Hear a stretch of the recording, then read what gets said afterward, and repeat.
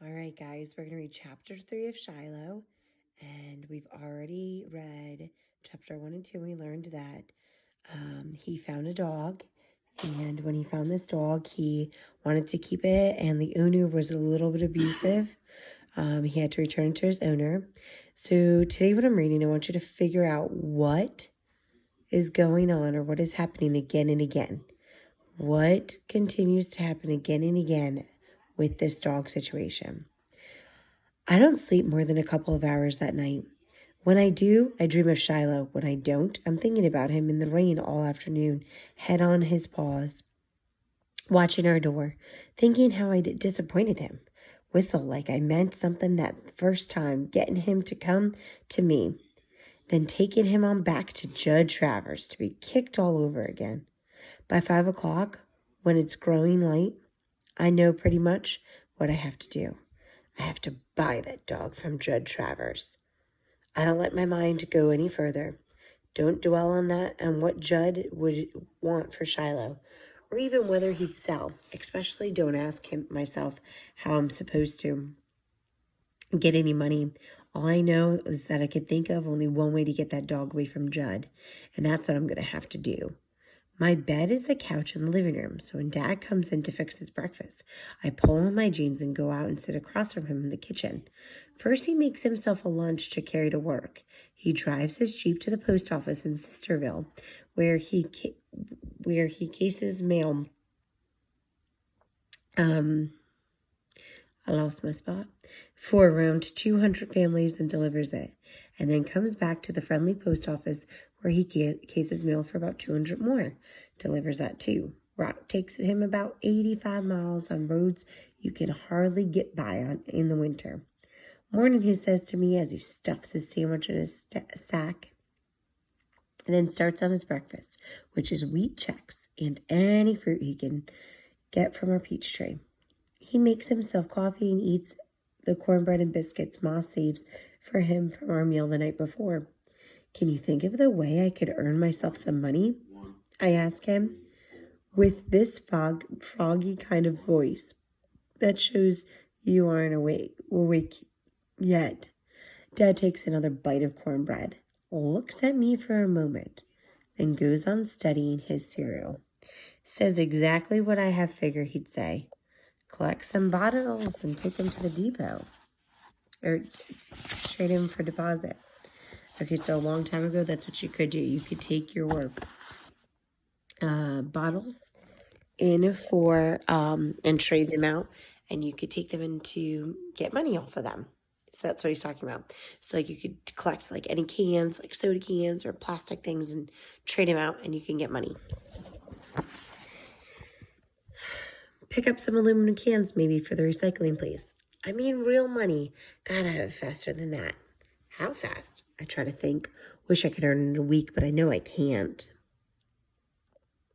Have to go out every day for a whole summer collecting cans and bottles to have much of anything at all. A month, maybe, I tell him. I'll ask along my mail route, but don't know how many folks with money to spare, he says. Which is what I thought. After Dad's gone, Becky gets up before Ma and I fix her a bowl of Cheerios, puts her sneakers on so she won't stub her toes, and brush her snarls from her hair. Read once in a book about how some kids earn money babysitting. Boy, if I get paid a nickel for every time I'd taken care of Becky and Darylyn, too, I'd have a lot of dollars. I'd do a whole bunch of jobs that other places get paid to do. But it wouldn't ever occur for me to speak up and ask for it, to get paid for it. If I asked Dad, he'd say, "You live in the house, boy." And when I'd say yes, he'd say, "Then you have to share like the rest of us." Which is why I never asked. More Cheerios, says Becky. And all the while, I'm making her breakfast. I'm thinking, the best route to take to find aluminum cans. By the time Darylyn gets up, wearing one of Dad's old t-shirts for her nightgown, I'd figure how I could double my can count. But when Ma gets up a few minutes later, she takes one look at me and guesses what I'm thinking. You got that dog on your mind, don't you? She says, lifting the big iron skillet in the stove top and laying some bacon in it. Thinking don't cost nothing, I tell her. She just gives me a little smile, and then she sets about making her bacon crisp and the way I like it. And when we don't say any more about Judd's dog, must walk 5 miles that morning, and all I find is 7 cans and 1 bottle. When Dad comes home from about 4, he hasn't found anybody looking for help either. But he says the Sears catalog is looking... The Sears fall catalog is coming this afternoon. Marty, you got nothing better to do tomorrow. You could ride my route with me. Help deliver them. I say yes to that. No, I won't get nothing more out of it than a soft drink at the gas station, but I think I like going around in the Jeep, riding over back roads like Rip'em Chuck and Cow House Run Road with Dad.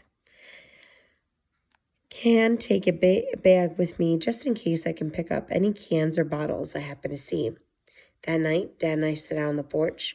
Ma's in the swing. Behind us, shelling lima beans.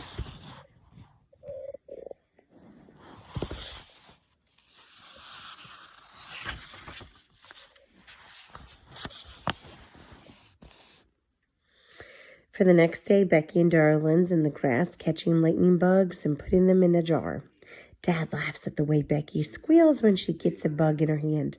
But seeing those bugs in a jar reminds me of Shiloh, all chained up at Judd's. A prisoner, as sure as those bugs. Truth is about everything reminds me of Shiloh. Once you get a dog to look at you the way Shiloh looked at me, you don't forget it. Got 17, Darylyn shouts. Aren't they pretty, Ma? Almost could turn off the electricity and let them light up the kitchen, Ma says. You gonna let them go? I ask. Darylyn shrugs. They'll die if you keep them in a jar, I tell her. Becky, she comes over and crawls onto my lap. We'll let them go, Marty, she says, and kisses me on the neck. A butterfly kiss, she calls it. Bats her eyelashes against my skin. Feels like a moth's wings. She laughs and I laugh. Then far off I hear a dog. Leastwise, I think it's a dog. Mike could be a fox cub, but I think Shiloh. You hear that? I asked Dad. Just a hound complaining is all he says.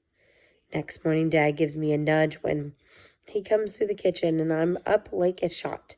We ride to Sisterville, and I had all these catalogs out in the Jeep while Dad cases mail. Not everybody gets a catalog, of course, but anyone who places an order with Sears during the year gets one. So there's lots to load up. So Sears is a store, and then their magazine is what comes out. By 9:15, we're on the route. Dad pulls up the Jeep up close to the mailbox, and I stuff the mail in. Turn up the little red flag on the side, if there is one. Some folks even wait down at the box, and then you feel real bad if you don't have anything for them. Dad knows everybody's name, though he always takes time to say a little something. Morning, Bill, he says to an old man whose face lights up like a Christmas light when we stop. How's the wife been doing? About the same, the man says, but this catalog sure gonna cheer her up. And he sets off for his house, mail tucked under his arm. People even leave something in their boxes once in a while for Dad. Mrs. Allison always leaves a little loaf of banana bread or a cinnamon roll, and Dad saves it with his lunch.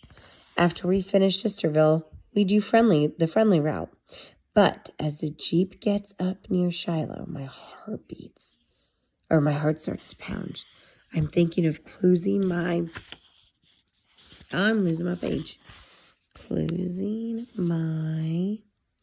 eyes tight in the case the dog's around. If I see his eyes looking at me, they'll just drive me crazy. I can't hear dogs barking when we're half a mile from Jed Traverse's trailer.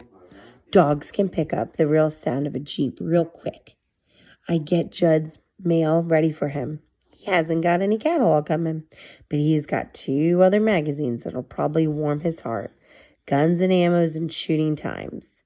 Why don't he take a magazine about dogs, I'm thinking. Teach him how to be kind.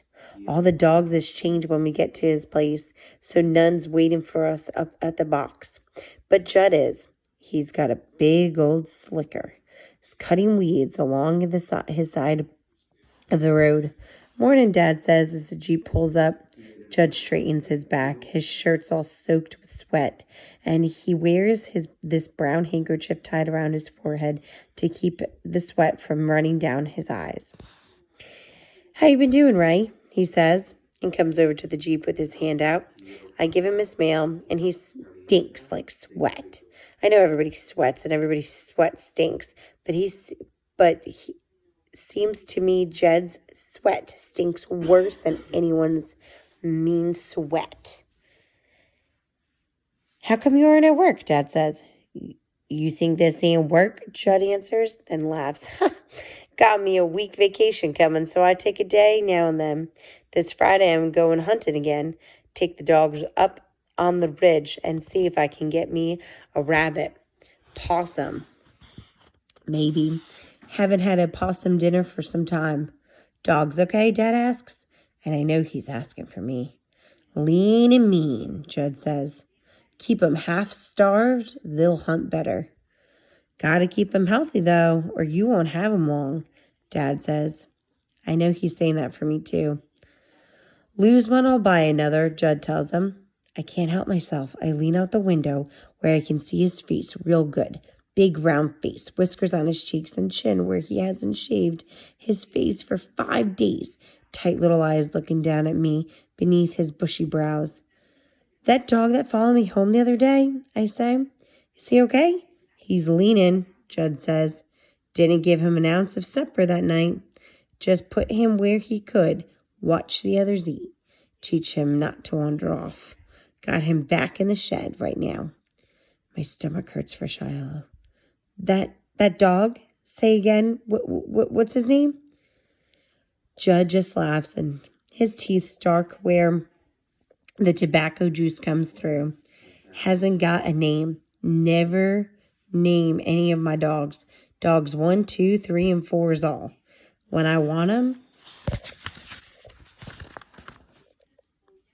I whistle. When I don't, I give him a kick.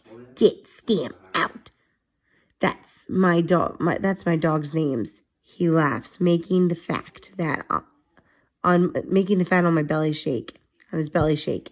I'm so mad I can't see. I know I should shut my mouth, but it goes on talking. His name's Shiloh, I say.